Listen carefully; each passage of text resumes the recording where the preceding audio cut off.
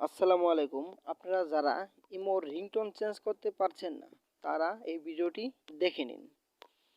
তো আমরা সর্বপ্রথম ইমোতে যাব। যাওয়ার পর এখানে ক্লিক করব। এই কোণায় এখানে ক্লিক করব।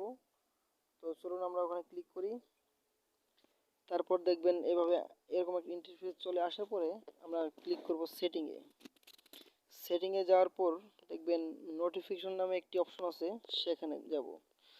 যাওয়ার পর দেখতে পাচ্ছেন যে কল সেটিং নামে যে অপশনটি আছে আমরা সেখানে ক্লিক করব।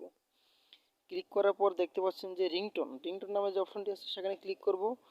করার পর দেখতে পাচ্ছেন যে মোর রিংটোন নামে একটি অপশন আছে, যদি সেখানে ক্লিক করি তাহলে আমাদের ফোনে যাওয়া যাবতীয় যে ফোনে মানে মেমোরিতে যে রিংটোনগুলো আছে সেগুলো চলে আসবে। তো আমি সেখান থেকে ক্লিক করব না, আমি সেটে যে মানে ইমোতে যে রিংটোনগুলো আছে আমি সেগুলো ব্যবহার করব।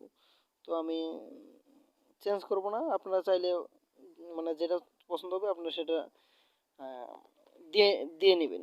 তো আশা করি ভিডিওটি ভালো লাগলে একটি লাইক এবং একটি কমেন্ট করবেন। তো সবাই ভালো থাকুন।